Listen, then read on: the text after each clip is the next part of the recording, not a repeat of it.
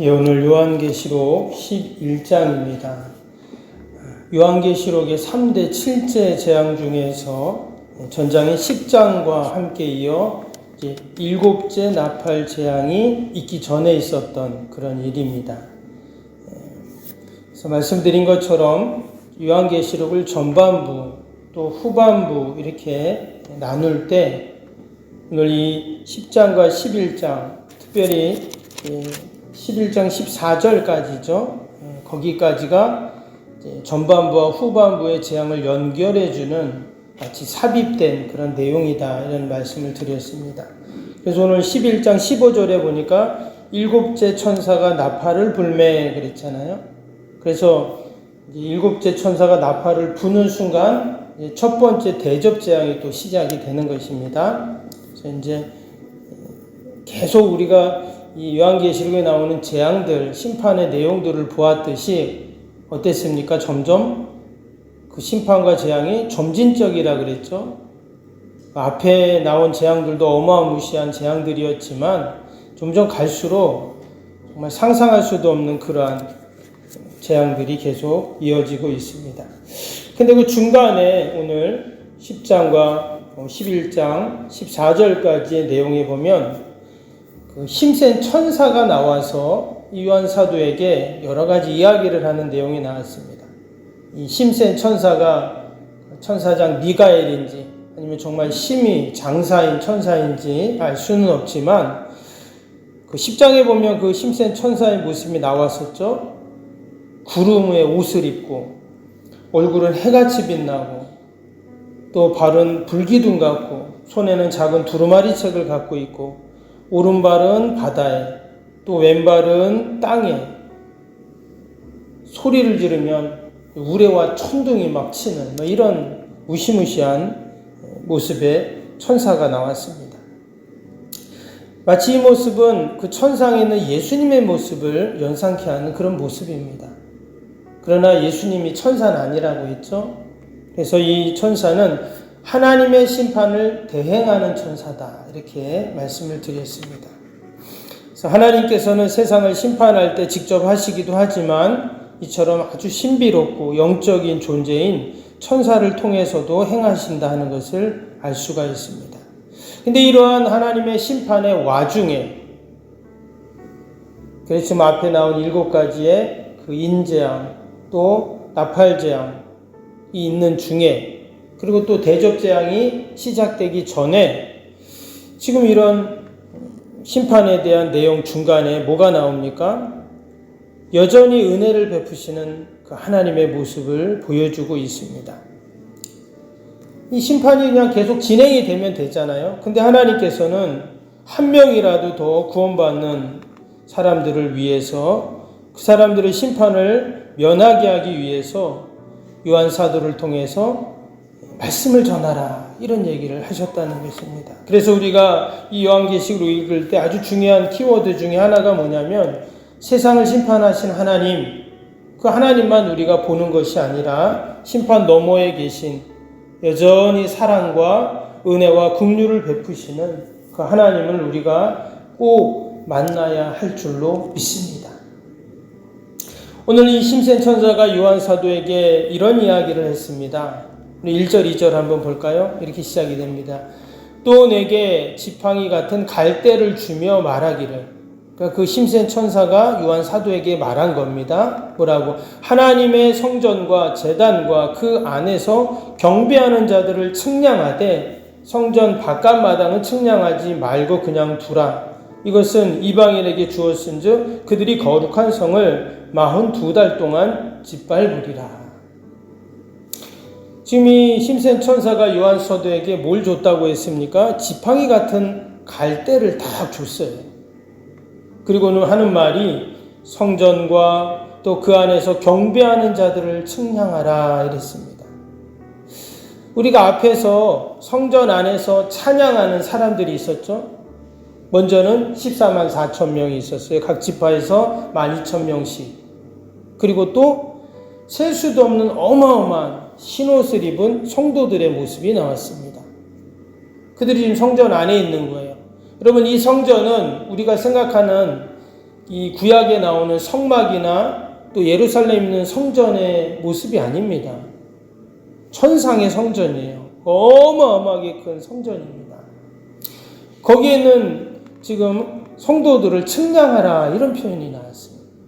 근데 또 하나는 뭐라고요? 성전 바깥마당에 있는 사람들은 측량하지 말라 이런 얘기를 합니다. 이게 과연 무슨 말일까요? 우리가 요한계시록 읽을 때 아주 신비롭고 또 이렇게 비유적인 상징적인 그런 그 단어나 문구가 많이 있다고 했죠. 이것을 우리가 내 마음대로 해석을 하면 어떻게 돼요? 그게 이단이라고 했잖아요. 그렇죠? 그래서 사람들이 궁금한 거예요. 도대체 이게 이 지팡이 같은 갈대가 뭐고 왜 성전 안에 있는 사람은 측량하고 안에 있는 사람 측량하지 말라고 했나? 우리가 생각할 때는 측량할 때 성전 밖에 있는 사람은 어떤 사람들이에요? 구원받지 못한 영혼일 거 아니에요? 그 사람들을 측량해서 하나님이 그 경중을 따져서 심판하시지 왜 성전 안에 있는 사람을 측량하나 이렇게 우리가 생각을 할 수가 있어요. 근데 이 말은 여러분 성전 밖에 있는 사람은 측량할 필요가 없는 거예요. 즉 성전 밖에 있는 사람들은 하나님의 보호 밖에 있다 그랬죠. 그 측량할 필요 없이 하나님의 그냥 심판이 있는 것입니다. 우리가 이 말씀을 통해서 알 수 있는 것은 여러분 우리가 성전 안에 있다는 것이 너무나 큰 은혜이고 복인 줄로 믿습니다. 우리가 지금 어디에 있어요? 성전 안에 있잖아요. 어찌 보면 우리는 마지막 때 그 종말의 때 하나님의 심판의 때 그 성전 안에 있는 것을 어찌 보면 지금 우리는 연습하고 있는 거예요. 우리가 지금 성전 안에 있잖아요. 그럼 성전 안에 있다는 것은 늘 주님 품 안에 있다는 것이고 주님의 보호 아래에 있다는 것인 줄로 믿습니다. 단순히 건물 안에 우리가 있는 게 아니라 우리는 주님 품 안에 늘 있기 때문에 하나님의 심판에 재앙에부터 우리는 다 면제받고 마치 이스라엘 백성들이 출애굽하기 전에 애굽에 있었잖아요. 그때 마지막 10가지 재앙이 있었습니다. 근데 어디에는 그 재앙이 없었죠? 이스라엘 백성들이 거주하는 고센 땅에는 재앙이 없는 거예요. 애굽 온 땅에 무시무시한 재앙이 있었잖아요. 마지막 그 장자의 죽음의 재앙, 즉 죽음의 그림자가 애굽을 다 덮어요. 밤에 까매집니다. 근데 희한하게 이스라엘 백성들이 사는 고센 땅은 어때요? 환한 거예요. 그 영화가 있거든요. 그 애굽에 재앙이 내리는 그 얼마 전 했던 몇 년 전 했던 영화인데 그 한번 여러분 보세요. 인터넷 보면 나오는데 희한합니다. 그냥 어마어마한 재앙이 애굽을 확 막 메뚜기부터 해가지고 막 개구리 이런 거 있잖아요. 쫙 재앙이 애굽을 쓸어가는데 아니 고센 땅만 환한 거예요. 하나님이 거기만 지켜주시는 거죠. 여러분 이것이 바로 하나님의 택한 백성들에게 베푸시는 하나님의 은혜인 줄로 믿습니다. 그러면 왜 지금 성전 안에 있는 사람들은 왜 측량하라고 하셨을까? 성전 안에 있는 사람들은 구원받은 사람들인데 심판과 재앙을 면제받은 사람들입니다. 그래도 이 말씀도 이제 우리가 이해할 때 어떤 사람들이 이렇게 말해요. 성전 안에 있는 사람도 하나님이 이 갈대같이 생긴 이 측량하는 것으로 한 사람 한 사람 불러다가 다 측량한다는 거예요. 측량해서 이 사람은 상을 많이 줄 사람, 이 사람은 성을 조금 줄 사람. 이 말은 사실 그런 말씀이 아닙니다. 내가 구원 받았지만 내가 더 큰 상급을 받고 나는 구원 받았는데 부끄러운 구원을 받고 어떤 분이 이렇게도 말을 해요. 여러분 세상에 부끄러운 구원이 어디 있습니까? 그 예수님이 십자가 달리실 때 그 한편의 강도는 그 극악무도한 삶을 살았는데 마지막 그 십자가에서 죽기 자루 전에 주여 나를 기억하여 주옵소서 했더니 네가 오늘 나와 낙원에 함께 있으리라. 그래서 그 강도는 부끄러운 구원받은 사람입니다. 이렇게 말해요. 근데 여러분 세상에 부끄러운 구원은 없는 것입니다. 그것은 인간적인 편에서의 그냥 생각이고 이해일 뿐이지 여러분 구원은 다 귀한 구원이고 우리가 구원받았다는 것은 예수님이 십자가에 달려 죽으셨기에 우리가 구원받은 것인데 왜 그 구원이 부끄러운 구원입니까? 너무나 귀한 구원이죠. 감사한 구원인 거예요. 그러면 왜 지금 그 심판을 위한 측량을 하는 것인데 왜 지금 성전 안에 있는 사람들을 측량하라고 말씀하셨을까? 이 측량한다는 이 단어가 이 원어를 보면은요, 메트레오라는 헬라어로 되어 있습니다. 말 그대로 뭐 측량한다, 잰다, 평가한다 이런 뜻이 있는데 또 어떤 뜻이 있냐면 헤아린다라는 뜻이 있어요. 헤아린다.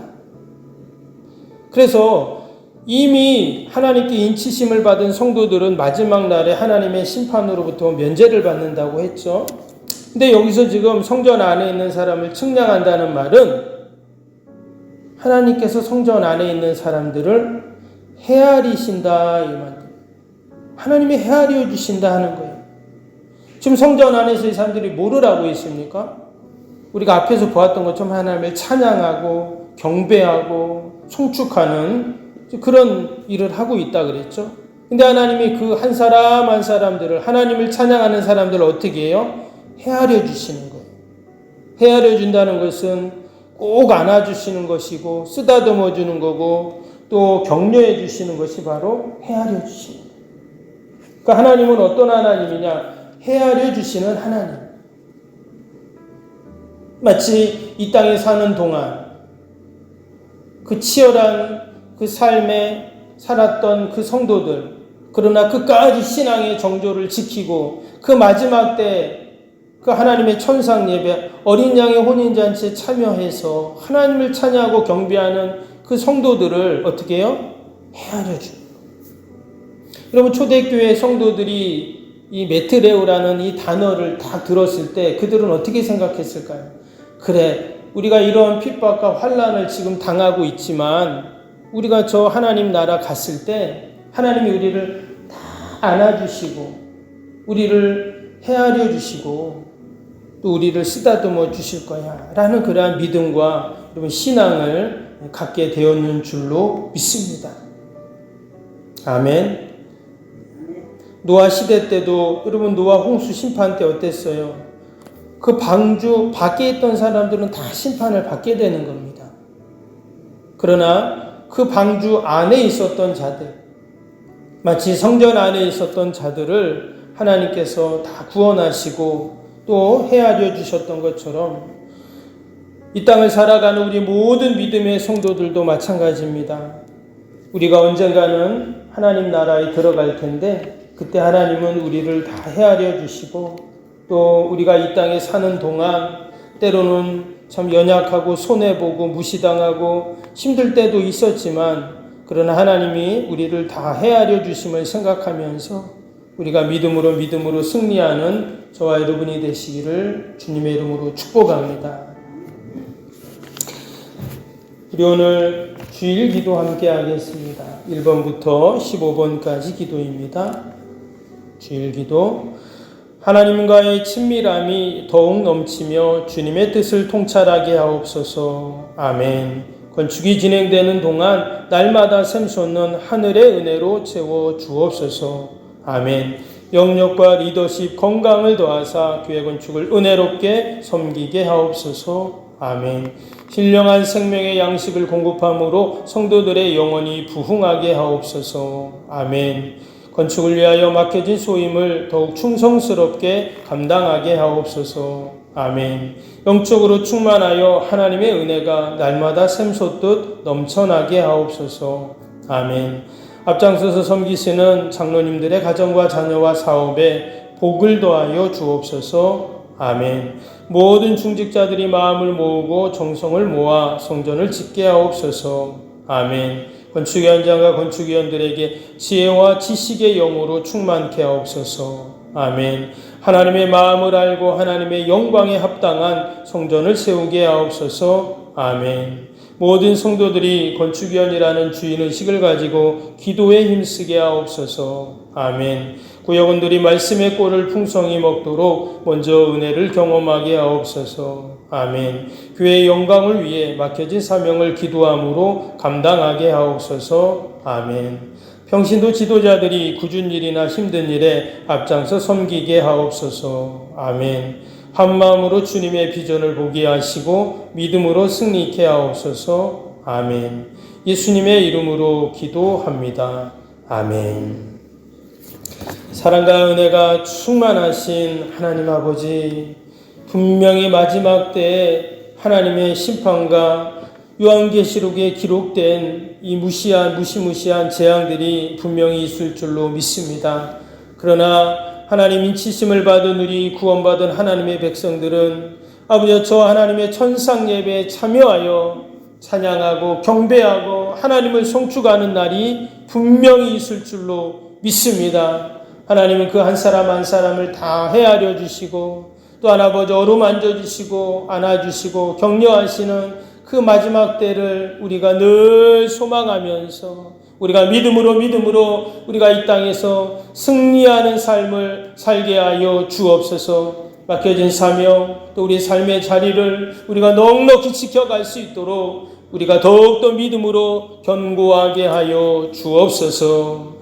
하나님 오늘도 거룩한 날 우리를 주님 전으로 부르심을 감사합니다. 우리가 늘 주님 품 안에 성전 안에 거하게 하여 주시고 아버지 하나님을 찬양케 하여 주옵소서. 오늘도 아버지 온 성도들 아버지 주님 안에서 예배를 통해 하나님이 주신 은혜와 복을 누리는 복된 하루가 되게 하여 주옵소서. 여전히 멀리 출타해 있는 성도들 자녀들 또 우리 환우들 또 연약한 우리 어르신들 늘 돌봐주셔서 하나님 동일한 은혜와 복으로 함께하여 주시옵소서. 아버지 특별히 우리 연약한 육신을 꼭 붙잡아 주시고 날마다 회복되고 치료되는 은혜가 있게 하여 주옵소서.